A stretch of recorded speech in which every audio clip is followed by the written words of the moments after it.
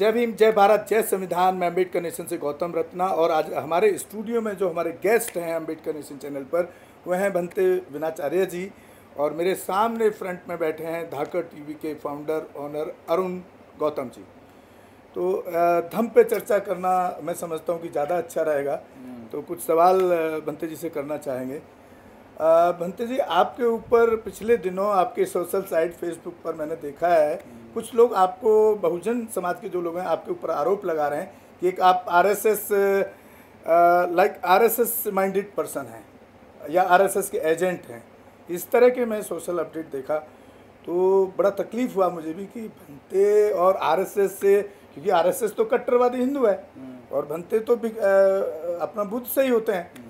तो ये क्या चल रहा है, ऐसा आपके ऊपर क्यों आरोप लगा? देखिए, आरएसएस का मुझे बताना भारत में एक बहुत बड़ा प्रोपगंडा है। वो प्रोपगंडा है, अगर आप ब्राह्मण के खिलाफ बोलते हैं या हिंदू धर्म के खिलाफ बोलते हैं, हिंदू धर्म के पाखंड के खिलाफ बोलते हैं, तो आप प्योर अम्बेडकरवादी हैं, प्योर बुद्धिस्ट हो जाओगे।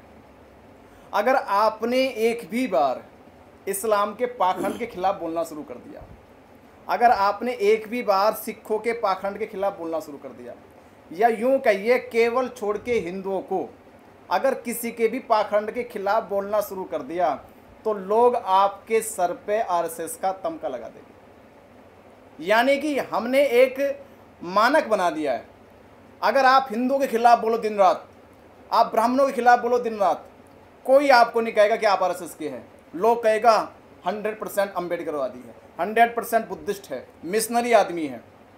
यानी हमने अपनी सोच को साइको दे दिया है, एक साइको प्लेटफॉर्म बना दिया है। हमारी साइको के अंदर केवल नेगेटिव पॉइंट आता है ब्राह्मण, पाखंड आता है केवल ब्राह्मण, पाखंड आता अंधविश्वास दिखा देता ब्राह्मण के अंदर, हिंदू के अंदर। केवल हम कभी भी निष्पक्ष क्यों नहीं बोल रहे?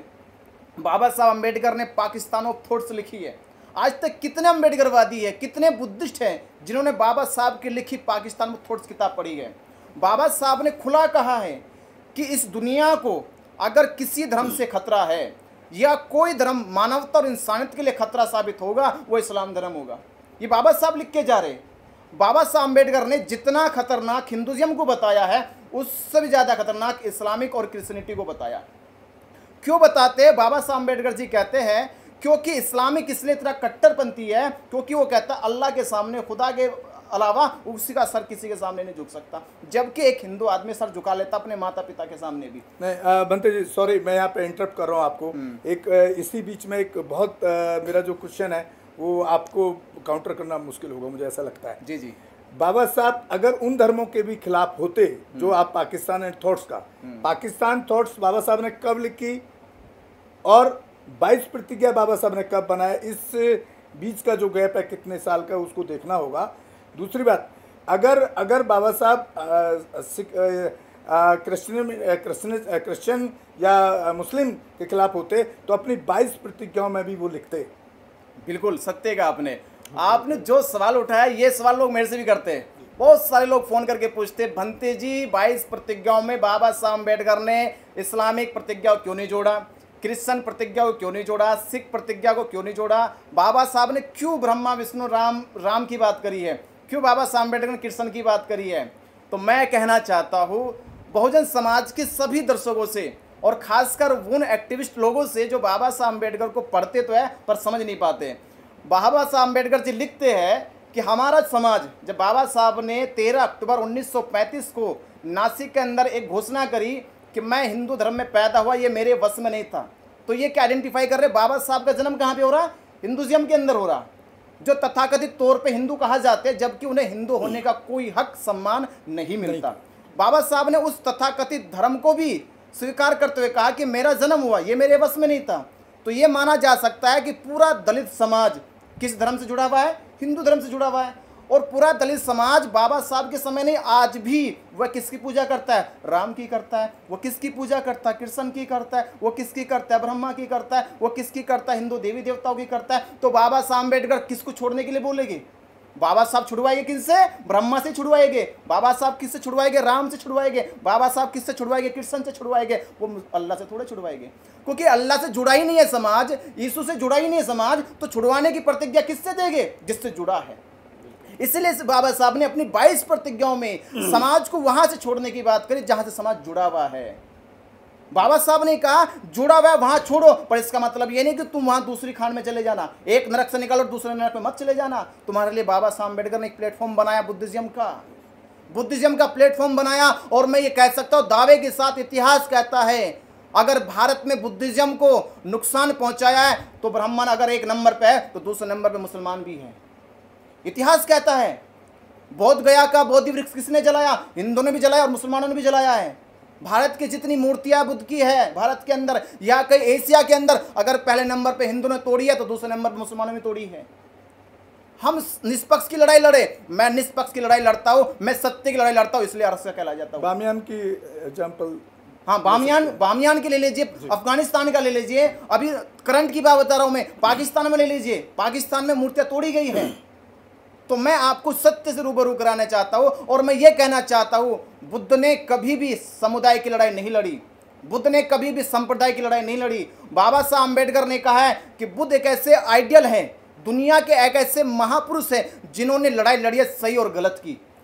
बिकू मेरा एक क्वेश्चन, और अभी पीछे कुछ दिन से मैं एक समण संघ की मीटिंगों में मैं ज्वाइन किया, ये अपना जो गूगल मीट मीटिंग है, तो ये एक नया क्रिएशन मैं देख रहा हूँ, क्योंकि मैंने तो कभी इस चीज़ को कभी इतने टाइम से जो बुद्धिज्म को मैं जानना और पहचाना है, तो मैंने इस चीज़ को कभी देखा नहीं।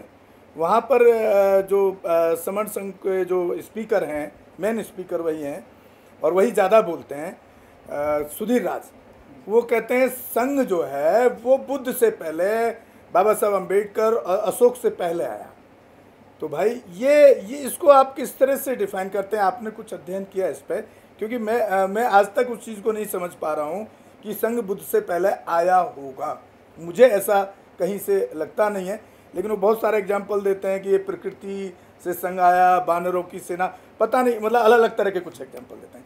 इसको आप ज़रूर हमारे बुद्धिस्ट लोगों को और बहुजन समाज के लोगों को आप ज़रूर बताएं। और अगला क्वेश्चन आपसे मिस्टर अरुण करेंगे। देखिए मेन चीज़ क्या है, संघ की जो परिभाषा है, जब तक संघ की परिभाषा समझ में नहीं आएगी तब तक हम संघ को समझा ही नहीं सकते। मैं संघ की परिभाषा से पहले आपको भारत का एक सत्य समझाना चाहता हूँ। भारत में भारतीय संविधान लागू होने से पहले क्या लागू था? यहाँ पे मनुस्मृति लागू थी जी। पर क्या मनुस्मृति लागू होने से क्या पूरे देश की जनता का भला होता था? संविधान तो था एक, मनुस्मृति भी एक संविधान मानी जाती थी, पर उस संविधान के द्वारा केवल एक विशेष वर्ग को ऊंचा दर्जा दिया गया और एक वर्ग को नीचे मिट्टी में दलदल में धंस दिया गया। क्यों धंस दिया गया? क्योंकि वो संविधान एक विशेष वर्ग के लिए बना था, एक विशेष वर्ग को ऊंचा बनाने के लिए बना था। उसने समानता स्थापित नहीं करी, इसलिए उस संविधान को कंडम कर दिया गया। उस संविधान को इस देश के अंदर बाबा साहब अम्बेडकर ने जला दिया गया। क्यों जला दिया? क्योंकि वह संविधान मानवता के लिए खतरनाक था, वह संविधान मानवता के लिए खतरनाक साबित हुआ, इसलिए बाबा साहब अम्बेडकर ने उसको जला दिया।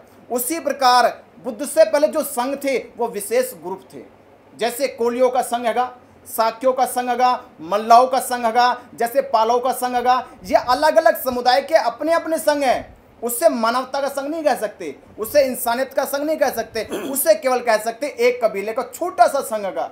उस कबीले के अंदर उनके सही या गलत कानून जो भी है वो मान्य है। सिद्धार्थ गौतम ने यही कहा था शाक्य संघों से कि हम ऐसी कोई लड़ाई नहीं लड़ेंगे, ऐसा कोई मुद्दा हमारे बीच में नहीं होना चाहिए जिसमें इंसानों का कत्ल होता हो, इंसानों का खून बहा जाए, इंसानों को मारा जाए। सिद्धार्थ ने इसको काउंटर करने के लिए संघ का विरोध करा। ये संघ नहीं है, ये केवल एक थोपी गई परंपरा है, ये थोपा गया एक सिद्धांत है, जो सिद्धांत केवल एक वर्ग को ऊंचा बनाना चाहता है और दूसरे को दबाना चाहता है। इसलिए सिद्धार्थ ने कहा ये संघ नहीं है। संघ तब स्थापित हुआ जब बुद्ध ने ज्ञान प्राप्त कर गया की धरती पे और सारनाथ में आते हैं, और सारनाथ में आकर पहले 5 भिक्षुओं को उपदेश दिया, और 5 भिक्षुओं को उपदेश देकर उनकी संख्या जब 500 हो गई, और 500 की संख्या को जब धम्म का उपदेश दिया और उपदेश में कहा हमारा उद्देश्य बहुजन हिताय बहुजन सुखाय है, यानी समस्त दुनिया के वो हर व्यक्ति हमारे लिए उद्देश्य है। जो आदमी अज्ञानता में है, पीड़ित है, दुखी है, उसका भला करना हमारा कर्तव्य है। संघ का मतलब होता है जो पूरी तरह से व्यवस्थित है, जिसका उद्देश्य समस्त मानव जाति का कल्याण करना होता है, ना कि केवल कोलियों का कल्याण करे, ना कि शाक्यों का कल्याण करे, ना कि मल्लों का कल्याण करे, ना कि आज भारत के अंदर अगर कोई शेड्यूल कास्ट का कल्याण की बात करता केवल, या एक जाति की बात करता हम इसका भला करेंगे, वो भी संघ नहीं हो सकता। संघ कहता है कि पूरी दुनिया के मानव जगत के लोगों का कल्याण करना है, पूरी दुनिया की इंसानियत का कल्याण करना, वह संघ होता है। इसलिए बुद्ध से पहले कोई संघ दुनिया में नहीं था। उससे पहले जो बुद्ध से पहले संघ हुए, वो संघ केवल एक अपने निजी संघ थे, अब अपने राज्यों के संघ थे, अब अपने कबीलों के संघ थे। उनसे संघ नहीं कहा जा सकता, वो तो ग्रुप थे 10, 5, 20 लोगों के। अब शाक्य संघों की मैं आपको संख्या बताऊं तो शाक्य संघों की संख्या केवल मात्र 300-400 लोगों की थी। कोली लोगों की संख्या 500-600 लोग थी। तो क्या इतने से लोगों का संघ होता है? संघ तो पूरी प्रकृति का नाम होगा। जैसे प्रकृति एक संघ होगा, वहाँ पे पानी है, वहाँ पे वायु है, वहाँ पे उष्मा है, वहाँ पे पृथ्वी है, वहाँ पे पूरा गगन है, पूरा वायुमंडल होगा, उसे संघ कहते हैं। संघ आपका एक शरीर होगा। बनते नागसेन जी ने भी सिद्ध कराया कि संघ का मतलब होता है जब सारे पार्ट एक दूसरे को कोऑर्डिनेट करते हैं और कोऑर्डिनेट करके एक पूरी ऊर्जा के साथ सर्कुलेट होते हैं, उसे संघ कहते हैं। अगर हम सर्कुलेट ही नहीं कर पा रहे, एक दूसरे के साथ कोऑर्डिनेशन ही नहीं बना पा रहे, तो संघ कहाँ का? हम तो कंट्रोवर्सी में पड़े हुए हैं। तो जहां कंट्रोवर्सी होगी वहां संघ नहीं हो सकता, और जहां एक दूसरे को कोऑर्डिनेट करेंगे वहां संघ होगा। तो साथियों, अभी आपको जो समन संघ जो संघ को पढ़ाने की कोशिश कर रहा है, उस पर हमारे बनते विनाचार्य जी ने बहुत अच्छे से आपको संघ का पूरा डिफाइन किया, डिटेल दिया। और मेरा अगला रिक्वेस्ट करूंगा अरुण गौतम जी से कि अब अरुण गौतम जी अपना क्वेश्चन करें। भंते जी, मेरा सवाल आपसे ये है कि बहुत सारे भंते जी लोग ऐसे हैं जो जय भीम बोलने पर भी चिढ़ जाते हैं। वहीं आप कभी कबीर की बात करते हैं, तो कभी गुरु नानक की बात करते हैं, तो कभी सॉरी ये कौन थे, मैं भूल रहा हूँ, महावीर, हाँ महावीर, सॉरी। भंते जी, मेरा आपसे पहला सवाल ये है कि कुछ भंते जी लोगों से मैं मिला हूँ जो जय भीम बोलने पे भी चिढ़ जाते हैं। वो कहते हैं कि सिर्फ मुझे नमो बुद्धाय बोला करो, लेकिन वहीं पर आप महावीर का भी नाम लेते हैं, कबीर जी का भी नाम लेते हैं। कैसे ये, मैं समझ नहीं पा रहा हूँ। देखिए, जब आप आध्यात्मिकता में जाओगे या धम्म को समझ जाओगे या बुद्धत्व को समझ जाओगे, तो हमारे लिए हर वो अच्छी चीज़ अच्छी हो जाती है। वो किसी के भी अंदर हो, चाहे वो महावीर के अंदर हो, वो भी अच्छी है, वहाँ भी बुद्ध दिखाई देंगे। अगर वो अच्छी चीज़ कबीर के अंदर है तो वहाँ भी बुद्ध दिखाई देंगे। अगर वो अच्छी चीज़ नानक के अंदर है तो वो भी अच्छी दिखाई देगी। अगर वो अच्छी चीज़ संत गुरु रविदास जी के अंदर तो वहाँ भी बुद्ध दिखाई देंगे। हर अच्छा आदमी बुद्ध की तरह ही होता है। बाबा साहब अम्बेडकर ने भी जब बुद्ध धम्म को स्वीकार किया तो बाबा साहब के अंदर भी वो बुद्धत्व नजर आता है। बाबा साहब के अंदर भी वो मानवता के प्रति करुणा नजर आती है, वो दया नजर आती है। उन्होंने भी लाखों करोड़ों लोगों का भला किया है। तो बाबा साहब अम्बेडकर भी बुद्ध के एक स्वरूप में है, बुद्ध के एक चिन्ह के अंदर है। जैसे समझ सकते हैं, एक सागर बहुत बड़ा होता है, पर सागर से हजारों नदियां निकली हुई है। हजारों नदियों के अलग अलग नाम होते हैं।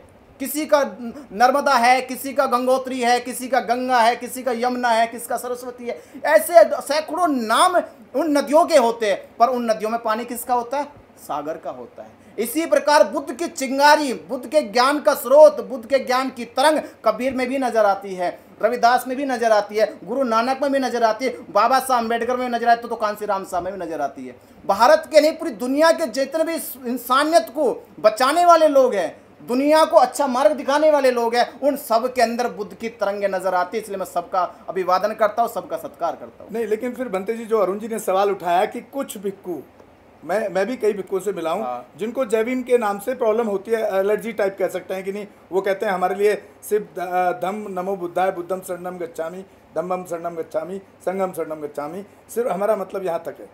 लेकिन मैं जो समझता हूँ, अगर बाबा साहब इस देश के अंदर पैदा नहीं होते तो आज शायद बुद्धिज्म की जो इतनी संख्या बढ़ रही है, लोग बुद्धिज्म जा रहे हैं, तो शायद दूसरा बुद्ध के बाद कोई नहीं हुआ कि जिसने अशोक के बाद में कि जिसने धर्म को बढ़ाने का काम किया। फिर ये ऑब्जेक्शन भिक्षु क्यों उठा? ऐसा देखिए, भिक्षु क्या बन चुका है इस समय, हर आदमी चाहता है मान, और मान जब चाहेगा आदमी तो उसमें अहंकार पैदा हो जाएगा। अक्सर आप तो जय भीम की बात कर रहे हैं, तो आपने देखा होगा जब कोई आम व्यक्ति, जिसे हम उपासक कहते हैं, जब उपासक एक भिक्षु को नमस्कार करता है तो भिक्षु ऐसे करते हैं, हाथों को ऐसे करके आशीर्वाद देते हैं। मैंने देखा है। जब ऐसे करके आशीर्वाद देते, कोई पूछे कि ऐसे हाथ करने से कौन सा तात्पर्य है, क्या इससे कोई आशीर्वाद जा रहा है? ऐसे लोग हाथ खड़ा कर ले, क्यों कर ले? क्योंकि वो चाहते कि स्वयं वो भी जब बुद्ध गए, हर आदमी यानी ऐसे हाथ खड़ा करेगा और एक अनुभूति करेगा, एक इमेजिन करेगा कि लगता है कि वो बुद्ध हो गए जा, वो बुद्ध करके हाथ खड़ा कर रहे और आशीर्वाद दे रहे। उसी प्रकार उनके अंदर इतना अहंकार पैदा हो गया कि जो जय भीम संबोधन को स्वीकार नहीं करते। वो चाहते हैं कि लोग उनको, जैसे ब्राह्मण चाहता था कि जब मुझे कोई नमस्कार करे तो खड़ा होकर नमस्कार ना करे, हाथ जोड़ के नमस्कार ना करे। ब्राह्मण चाहता था कि लोग उसे दंडवत प्रणाम करे, वो सीधा लेट जाए, तो चारों अपने शरीर के सारे अंग जमीन पर लेटा दे और तब जाके के ब्राह्मण देवता मुझसे कोई गलती हो गई होगी तो मुझे क्षमा करे और मेरा नमस्कार, मेरा अभिवादन स्वीकार करे। ऐसे आज का भिक्खु भी चाहता है। भिक्खु चाहता है कि झुक जाए, दंडवत हो जाए पूरा और तब जाके भिक्खु को प्रणाम करे। बाबा साहब का नाम आज गौरव है, बाबा साहब का नाम गौरव है। आज अगर मेरे शरीर पे चीवर है, जिनकी बदौलत मैं भिक्षु बना हूं, आज मुझे चीवर पहनने का जो अवसर प्राप्त हुआ है, ये अवसर अगर बाबा साहब अम्बेडकर ना देते, अगर बाबा साहब इस देश में बुद्धिज्म को ना लेकर आते, अगर बाबा साहब अम्बेडकर बुद्धिज्म को स्वीकार ना करते, तो शायद मैं ये आज चीवर ना पहन पाता। अगर ये चीवर मेरे शरीर पे है तो इसमें बाबा साहब की देन है। तो बाबा साहब के नाम को, बाबा साहब के संबोधन को अगर मैं स्वीकार ना करूं तो फिर मेरे चीवर पहनने पर और मेरे भिक्षु होने पर लानत है। भिक्खु, एक सवाल और याद आ रहा है, बीच में मैं कुछ चीज़ें कैच करता रहता हूँ। आपने जब बुद्धिज्म की बात कर रहे थे और बुद्ध की जब बात की तो आपने एक बुद्धिज्म का एक कोट बोला, बहुजन हिताय बहुजन सुखाय। ये बहुजन हिताय बहुजन सुखाय को भी मैं चाहूँगा कि डिफाइन करें, और इससे पीछे एक काउंटर सवाल और मैं खड़ा कर रहा हूँ कि उसको, जिसको एक साहब काशीराम जी के बाद जो बहुजन समाज था, खासतौर से बहुजन समाज, जो एक मायावती से उम्मीद करता था, जो एक प्रदेश की मुख्यमंत्री रही यूपी की 4 बार और उसकी सुप्रीमो हैं, उसको उन्होंने बहुजन से सर्वजन में क्यों तब्दील किया? देखिए, मैं बहुजन हिताय बहुजन सुखाय, आज ये जो कोटेशन हैगा, ये ज़्यादातर राजनीतिक तौर पे बोले जाने लगा है, धर्म के तौर पे, या जो बुद्ध ने बोला, जिस इंटेंशन से बोला था बुद्ध ने, आज बुद्ध की इंटेंशन को लोग भूल गए हैं और लोगों ने बहुजन हिताय बहुजन सुखाय की जो इंटेंशन बनाई ना, वो जाति बना दी या जातिवाद बना दिया है।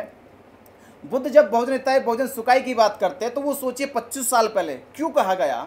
वो इसलिए कहा गया कि आपको एक कहावत याद होगी, कहावत तो आज ही बोली जाती है कि कुआं प्यासे के पास नहीं जाता, प्यासा ही कुएं के पास जाता है। यानी बुद्ध के समय क्या थे, गुरुकुल होते थे, जहाँ लोग शिक्षा लेते थे, ज्ञान अर्जित करते थे, और उन गुरुकुलों में गुरुकुल आचार्य होते थे, और वो आचार्य केवल राजपूतों के बच्चों को पढ़ाते थे, राजशाही बच्चों को पढ़ाते थे, या राजशाही खानदान से ताल्लुक रखने वाले बच्चों को पढ़ाते थे। आम बच्चों को, गरीबों को, छोटी जाति के लोगों को शिक्षा नहीं देते थे। जैसे उदाहरण तौर पर एकलव्य को द्रोणाचार्य ने शिक्षा देने से मना कर दिया क्योंकि वो छोटी जाति से थे, जबकि द्रोणाचार्य ने वहीं पर अर्जुन को, युधिष्ठिर को, भीम को, नकुल को, सहदेव को शिक्षा दी, पर एकलव्य को शिक्षा देने से मना कर दिया क्योंकि वो छोटी जाति से आते थे। बुद्ध ने जब धम्म को स्वीकार किया और बुद्ध ने जब ज्ञान प्राप्त किया, और ज्ञान प्राप्त करने के बाद जब सारनाथ में संघ की स्थापना करी, तो बुद्ध कहते हैं अपने संघ से कि जाओ समस्त मानव जाति के लिए, समस्त का मतलब कहते हैं क्या, जो लोग वंचित रहे हैं, जिन लोगों को ज्ञान नहीं दिया गया है, जिन लोगों को आज तक ज्ञान की बातें नहीं सिखाई गई है, वो कौन लोग हैं, छोटी जाति के लोग हैं, वो गरीब लोग हैं, वो दबे हुए लोग हैं, वो लोग कुचले हुए लोग हैं, उन लोगों का बहुजन, यानी बहुजन माने जो लोग ज्ञान से वंचित रहे हैं, जिनको ज्ञान का दरवाजा बंद कर दिया गया, जिनके लिए, उन लोगों को ज्ञान देने के लिए बुद्ध कहते हैं बहुजन हिताय बहुजन सुखाय, कि उन लोगों के घर तक जाओ। यानी अब जब प्यासा कुएं के पास नहीं आएगा, अब स्वयं कुआं चल कर जाएगा प्यासे के पास, घर घर जाओ, घर घर जाकर ज्ञान का दीप जलाओ। इसलिए बुद्ध ने कहा कि भिक्खु चारिकं चरित भिक्खुवे बहुजन हिताय बहुजन सुखाय लोक अनुकंपाय, कि जाओ भिक्खु घर घर जाके दीप जलाओ ज्ञान का, और दीप ज्ञान का जलेगा तो सारा समस्त ब्रह्मांड का सारे लोग आपके धम्म की ओर बढ़ जाएंगे। इसलिए मैं कहता हूँ बहुजन हिताय बहुजन सुखाय जाति का इंटेंशन से नहीं है, बहुजन हिताय बहुजन सुखाय जो है ज्ञान और अज्ञान के इंटेंशन से बुद्ध ने बोला। अभी बिल्कुल गुजरात में एक सोशल एक्टिविस्ट हैं, उनसे मेरी परसों इसी टॉपिक पर बात हो रही थी। जब मैंने उन्हें बताया कि मैं बुद्धिस्ट हूँ तो उन्होंने मेरे से सवाल किया कि बुद्धिस्ट में आप किस तरह से क्या क्या, जब ये बात होने लगी तो कह रहे सर ये बहुजन क्या है। तो मैंने उनको कहा बहुजन का मतलब जो बुद्ध का है, बहुजन का मतलब बहुत सारे लोग, वो भी जाति से जोड़कर देखे, वो ओबीसी समाज से आते थे। उन्होंने स्पेशली कहा नहीं कि सबसे ज़्यादा बहुजन में कौन जाति है, ओबीसी, जो 85% की साहब काशीराम बात करते हैं या मायावती या जो भी बात कर रहे हैं, आज की डेट में भी बात कर रहे हैं सोशल एक्टिविस्ट या बहुजन एक्टिविस्ट, तो वो जाति में सबसे ज़्यादा तो 53%, 52, 52, 53% तो ओबीसी है। तो ज़्यादा कौन हुआ देश के अंदर? सबसे ज़्यादा तो ओबीसी हुआ। तो उन्होंने बोला कि जो बहुजन है ना, आप लोग गलत बोलते हो, बहुजन से ओबीसी है। तो इस तरह के लोगों ने अपने अपने ढंग से उस नाम को इस्तेमाल करने का काम किया। लेकिन मेरा सवाल अब बुद्ध पर है सर, क्योंकि आपने आज़ादी दी कि आपको सवाल किसी पे भी करना चाहिए, चाहे कोई भी धर्म से। बुद्ध ने बहुजन क्यों कहा, सर्वजन क्यों नहीं कहा? क्या बुद्ध पर्टिकुलर कहीं उनका माइंड सेट था कि मैं कुछ जातियों के लिए बराबरी के लिए काम करना चाहता हूँ? सर्वजन क्यों नहीं कहा? पूरे उनके लिए तो पूरा देश है। जो जिस आदमी को हम एक आदर्श के रूप में पूरा देश चुनने जा रहा है या मानने जा रहा है या हमको ज्ञान प्राप्त हुआ, तो उन्होंने सर्वजन की बात क्यों नहीं किया बुद्ध ने? देखिए, पहली बात तो यह कि बुद्ध ने अपना विचार देते समय मध्य मार्ग चुना है। वो कहते हैं कि मेरा जो विचार है, मेरा जो शिक्षाएं है, तो वो मध्य मार्ग में है। मध्य मार्ग का मतलब होता है संतुलन देना, यानी बुद्ध संतुलन की बात करते हैं। और जैसे आपने कहा कि एक आदमी का जिक्र करा कि वह कहता है कि ओबीसी की संख्या ज़्यादा है तो वही बहुजन है। मैं आपको कहूँगा ये बहुजन हिताय, बहुजन सुखाय कहाँ से आया? बुद्धिज्म से निकल के आया। तो बुद्धिज्म क्या भारत में ही है? बुद्धिज्म श्रीलंका के अंदर भी है, बुद्धिज्म चाइना में भी है, बुद्धिज्म थाईलैंड में भी है, ताइवान में भी है, बुद्धिज्म सिंगापुर में भी है। यानी कहते हैं कि एशिया के 56 से ज़्यादा देशों में आज बुद्धिज्म चल रहा है। पर भारत को ही छोड़कर बहुजन हिताय, बहुजन सुखाय की परिभाषा अन्य कंट्रियों के अंदर ऐसे नहीं दी जाती है कि जातियों के समूह को बहुजन कहते हैं। वो लोग वहाँ कहते हैं कि जो आदमी अज्ञानी है, जो अविद्या में है, जिसको ज्ञान नहीं दिया गया, जिसको ज्ञान से वंचित रखा गया। जैसे अमेरिका के अंदर गोरों लोगों ने कालो लोगों को हक नहीं दिया, अधिकार नहीं दिया, तो वहाँ अगर बुद्ध की आइडेंटिटी को या बुद्ध के इस इंटेंशन को लागू किया जाएगा तो कहाँ पे लागू होगी? वो काले लोगों पे लागू हो जाएगी, क्योंकि काले लोगों को शिक्षा से, हक से, अधिकार से वंचित रखा गया। तो बुद्ध कहते हैं वो समाज बहुजन है जिस समाज को हक से, अधिकार से, शिक्षा से और उसके जीवन के मूल हकों से वंचित रखा जाता है, बुद्ध उसे बहुजन कहते हैं।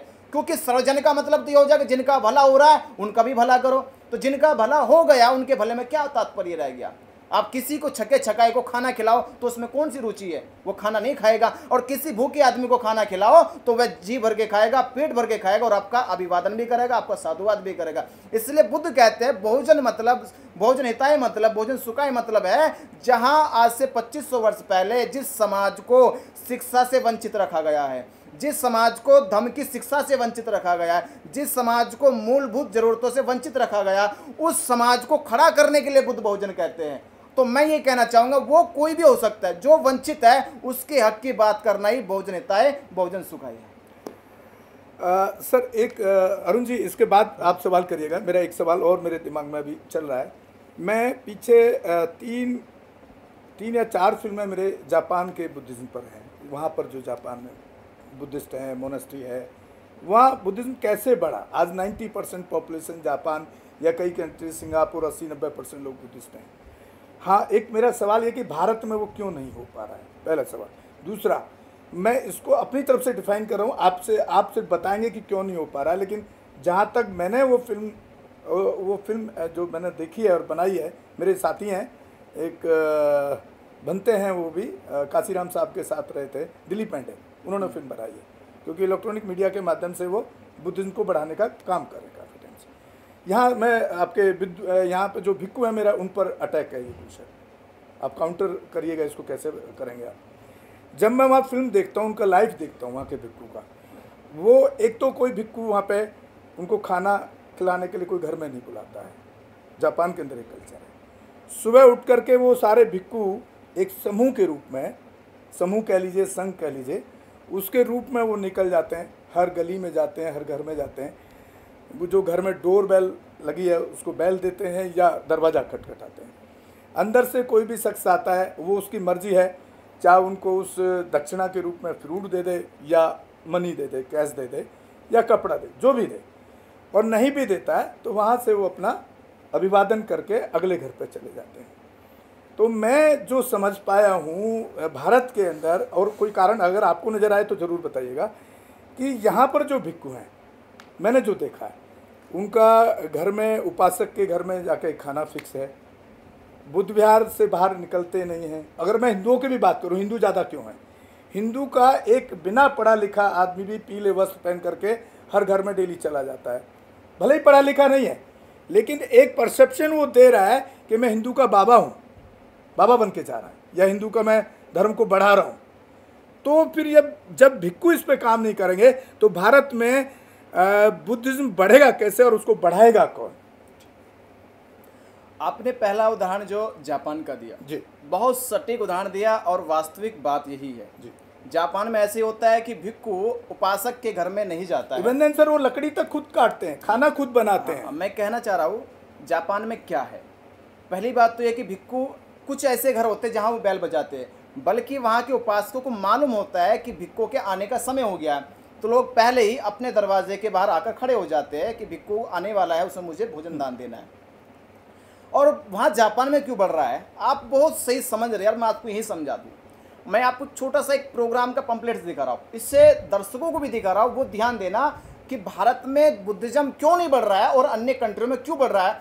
या भारत के अंदर इस्लाम भी फैल रहा है, ईसाई भी फैल रहा है, हिंदू भी फैल रहा है, सिख भी फैल रहा है, यहाँ तक कि बहुत छोटे छोटे सत्संग बनाए बाबाओं ने, उनके सत्संग खूब लाखों की संख्या में, हजारों की संख्या में भीड़ जाती है, पर बुद्धिज्म में ना मात्र 10, 20, 50 लोग ही आते हैं। ऐसा क्यों? आप 14 अप्रैल को जोड़ लीजिए, 14 अप्रैल पे जहाँ 10 लाख आदमी सेलिब्रेट करने आता है, हाँ। वो बुद्ध पूर्णिमा पे 500 या 1000 बड़ी। अब मैं आपको दिखा रहा हूँ पंपलेट, फोकस करना, इस पर लिखा है बौद्ध धम्म दीक्षा दिवस समारोह।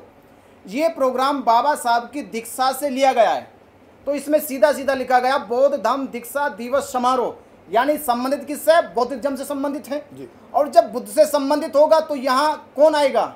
यहाँ बुद्ध गुरु आना चाहिए जी। बुद्ध गुरु आना चाहिए। उदाहरण तौर पे समझ सकते हैं, अगर मुसलमानों का कोई जलसा होगा तो वहां तकरीर करने कौन जाएगा? मौलाना जाएगा। जी, जी। अगर ईसाइयों का कोई प्रोग्राम होगा तो वहां कौन जाएगा? पोप जाएगा, पास्टर जाएगा या पादरी जाएगा। अगर हिंदुओं का कोई धार्मिक प्रोग्राम होगा तो धार्मिक उनका आचार्य जाएगा, उनका शंकराचार्य जाएगा, उनका पंडित जाएगा, या उनका कोई भी धर्म गुरु जाएगा।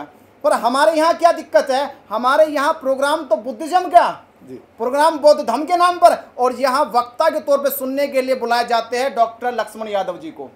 अब समाज से मेरा सवाल है कि डॉक्टर लक्ष्मण यादव बुद्धिज्म से कहाँ ताल्लुक रखते हैं? क्या ये बुद्धिज्म के आचार्य हैं? नहीं, लक्ष्मण अगर यादव हैं तो बुद्धिस्ट तो हो ही नहीं सकते। अब भाई जातीय सरनेम लगा रखा, पहली चीज तो आप हिंदू हैं। पहली चीज तो आपने जातीय सरनेम नहीं छोड़ा है। हाँ। दूसरा मैं कहना चाह रहा हूँ कि जब प्रोग्राम बुद्धिज्म क्या है, जब प्रोग्राम धम्म का है, तो इस प्रोग्राम को संबोधित करने वाला धम्म गुरु होना चाहिए। चाहे भारत में कोई भी धम्म गुरु लेके आते हैं, आप धम्म गुरु लेकर आओ। जब आप अपने धम्म गुरु को मान नहीं दोगे, जैसे आपने कहा जापान में भिक्षु जाता है तो भिक्षु के पहले ही उपासक लोग खाना देते हैं, और जब वहाँ प्रोग्राम होता है जापान के अंदर तो वहाँ केवल भिक्षु को सुनते हैं, वहाँ आम आदमी को सुनने की कोई इजाजत नहीं है। चाहे आप मिनिस्टर है, चाहे मंत्री है, चाहे कोई भी अधिकारी है। अगर धम्म का प्रोग्राम का प्रोग्राम है तो केवल भिक्षु बोलेगा। पर भारत के अंदर धम्म का प्रोग्राम है, धम्म का मंच है, और बोलेगा कौन? एक आम आदमी। जिस आदमी को केवल धम्म का एक अक्षर तक मालूम नहीं है, वो आदमी धम्म बोलता है। तो आप सोचे फिर समाज में धम्म का विश्वास कैसे बढ़ेगा? अच्छा, आपने इसी पे सवाल उठाया इसलिए आपको लोग आरएसएस का एजेंट हाँ, इस तरह के लोग सवाल मुझे करते हैं कि आप तो आरएसएस की है। मैं सच बोल रहा हूँ, आप अपने धम्म गुरु को क्यों सम्मान नहीं दे रहे? जब आप साहब कांसीराम ने कहा कि जो समाज अपने महापुरुषों को या महापुरुषों की विचारधारा को लेकर चलने वाले का सम्मान नहीं करेगा, उस समाज की क्रांति बंद हो जाती है, उस समाज की क्रांति का पतन हो जाता है। जिस समाज में अपने समाज के धर्मगुरुओं का सम्मान करना लोग बंद कर देते हैं। मैं आज ये उदाहरण दे रहा हूँ, मुसलमानों के प्रोग्रामों के मौलाना करता है ना, वहाँ पे हिंदुओं के प्रोग्रामों के आचार्य करता है ना, ईसाइयों के होते पादरी करता है। तो बुद्धिज्म के प्रोग्रामों को धर्मगुरु क्यों नहीं करवाते? क्यों आम आदमी को बुलाया जाता है? तो समाज में क्या संदेश जाएगा? तो इसलिए बुद्धिज्म का जो बढ़ना कम और घटना ज्यादा हो रहा है। अरुण जी, आप अपना सवाल। भंते जी, मेरा सवाल आपसे ये है कि बाबा साहब ने कहा था कि भारत में जितने भी धर्म हैं सब में आडंबर पाखंडवाद है, और बाबा साहब ने बताया था कि बुद्ध का मार्ग ही सत्य का मार्ग है। फिर भारत में आडंबर पाखंडवाद करने वाले धर्म इतना बढ़ रहे हैं, और जो सत्य का मार्ग है वो घट क्यों रहा है? देखिए, एक कहावत है कि मार्केटिंग, अगर मार्केटिंग आपकी बहुत अच्छी है ना, तो आप ना मिट्टी को सोने के भाव बेच देंगे। अगर आपके पास मार्केटिंग वैल्यू बढ़िया है, मार्केटिंग का मैनेजमेंट बढ़िया है, कहते हैं कि बेचने वाला जो बेचने की कला जिसके पास है, जिसके पास अपनी चीज़ों को अच्छे से प्रमोट कर सकता है, प्रमोशन कर सकता है उसका, तो वो मिट्टी को भी सोने के भाव बेच देगा। जिस पे मार्केटिंग करने की कला नहीं है, जिसको बेचना नहीं आता, जिसको समझाना नहीं आता है, वो सोने को मिट्टी के भाव नहीं बेच पाएगा। अरुण जी, मैं कहता आया हूँ कि जितने भी पाखंड के नाम पर चल रहे धर्म है, वो तो बुलेट की ट्रेन से चल रहे, और जिस धर्म के अंदर विज्ञान है, जिस धर्म के अंदर तर्क है, जिस धर्म के अंदर आपको सवाल करने की अनुमति दी गई है कि आप सवाल कर सकते, पूछ सकते हैं, वो धर्म आज जो बैलगाड़ी की रफ्तार से चल रहा। क्या कारण है? वो पहला कारण जो है इसका मार्केटिंग है। जितने भी पाखंड के नाम पे धर्म चल रहे उनकी मार्केटिंग बहुत बढ़िया है। इस्लाम की मार्केटिंग नंबर 1 की है, ईसाई धर्म की मार्केटिंग नंबर 1 की है, हिंदुइज्म की मार्केटिंग नंबर 1 की है। वो भले पाखंड है उनके धर्म के अंदर, पर उनके अंदर सुधार करने की भी संभावना ज़्यादा है। अगर मैं भारत की बात करूं, भारत के अंदर अगर मैं हिंदू धर्म की बात करूं, हिंदू धर्म भारत के अंदर इतना पाखंड फैलाने के बाद भी, इतना अंधविश्वासी होने के बाद भी लोग उसके साथ क्यों जुड़ते हैं? तो आपको सबसे बेसिक कारण बता रहा हूं मैं। भारत के अंदर हिंदू बाबा के अंदर इतनी तरह के बाबा है, इतने तरह के बाबा है जितनी तरह के लोगों की मानसिकता है। जैसे भारत में नहीं, पूरी दुनिया में देखो भिक्षु एक ही तरह का मिलेगा, ये चिवर पहनने वाला बस। तो जब एक तरह का भिक्षु होगा तो लोग हो सकते हैं कहते हैं कि एक खाना रोज खाओ जाओ, एक खाना रोज खाओ जाओ, तो मन का आदमी उब जाता है, उब जाएगा ना मन आदमी का। अब वहाँ बाबा सफेद ड्रेस वाला बाबा होता है, वहाँ लाल ड्रेस वाला बाबा होता है, वहाँ कोट पैंट वाला बाबा होता है, वहाँ मूर्ति पूजा करने वाला बाबा होता है, वहाँ मूर्ति का विरोध करने वाला बाबा होता है। जैसे दयानंद सरस्वती जी ने मूर्तियों का विरोध करा तो वहाँ दयानंद सरस्वती को विद्वान मानते, वहाँ आसाराम को भी बाबा मानते हैं, तो वहाँ मुरारी बापू भी मानते हैं। वहाँ अलग अलग वैरायटी के, अलग अलग क्वालिटी के अलग अलग बाबा होते हैं। तो जब वहाँ अलग अलग वैरायटी बनाई जाएगी तो वहाँ बहुत सारे उपासक जुड़ जाएंगे। आप मान लें मैंने ये टी शर्ट पहन रखी चिवर के नीचे, आप बहुत सारे लोग मेरे इस टी शर्ट पे भी सवाल खड़े करते हैं। क्यों खड़े करते सवाल कि आपने नया क्यों करा? अब आपको मैंने कहना चाह रहा सिद्धांत नया क्या, यानी अगर हमने कुछ नया कर दिया तो लोग हमारे खिलाफ आ जाएंगे और कहते हैं कि हमारा दम परिवर्तन का, और परिवर्तन करना नहीं चाहते। हिंदू ने कितना परिवर्तन कर लिया देश में, वो देखो जरा जाके। आज ईसाइयों ने कितना परिवर्तन कर लिया, जाके देखो। आज मुसलमानों ने कितना परिवर्तन कर लिया, वो जाके देखो। पर बुद्धिज्म ने आज तक परिवर्तन नहीं करा। ये पिछड़ने का कारण है। बुद्धिज्म क्यों नहीं परिवर्तन कर पा रहा? बुद्धिज्म क्यों परंपराओं को लेकर चल रहा? बुद्धिज्म कहता तर्क पे चलते, पर तर्क पे मुझे एक बात बता दो जो तर्क पे बात करना चाहता हूँ। मैं पूछना चाहता हूँ, मैंने टी शर्ट पहनी चिवर के नीचे, इससे कौन सा अपराध हो गया? टी शर्ट पहनने से कौन सा अपराध हो गया? अगर मैंने ये कंधा भी ढक लिया, ये कंधा भी ढक लेगा तो ये तो अच्छी बात है।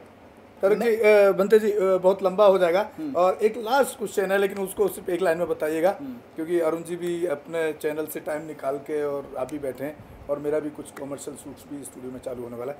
बहुत सिंगल एक लाइन, हम जो लोग अपना सांस्कृतिक प्रोग्राम करते हैं घर में, जैसे किसी का शादी है, ब्याह है, जैसे कि आपने कहा कि बुद्धिज्म तर्क की बात करता है, लेकिन जो बुद्धिज्म जो लोग उपासक हैं या भिक्खु हैं वही तर्क पर खड़े होने को या उस पर बहस करने को तैयार नहीं है। उसी से जुड़ा हुआ एक सवाल एक लाइन में बताइएगा प्लीज़। ये हम जैसे मान लो सपोज मेरे घर में या किसी परिवार में बौद्ध रीति से कोई कल्चरल प्रोग्राम, शादी ब्याह सगाई बर्थडे का हो रहा है, तो ठीक है, बुद्ध की स्टैचू आपने रख ली है, तस्वीर रख ली, तो एक आइकॉन तो रहेगा, तभी तो हम अपना आइडेंटिटी दे पाएंगे।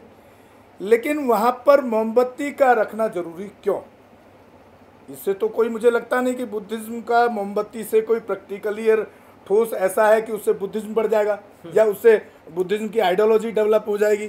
तो ये ऐसा परसेप्शन, ये इसको मैं जो देखता हूँ ऐसा देखता हूँ जैसे हिंदू अपने वहाँ उन पर वो नहीं, वो मोमबत्ती नहीं, ये जलाता है अपना धूप और वो तेल के उसमें या देसी घी मंगाएगा स्पेशली। तो इसमें क्या फ़र्क है?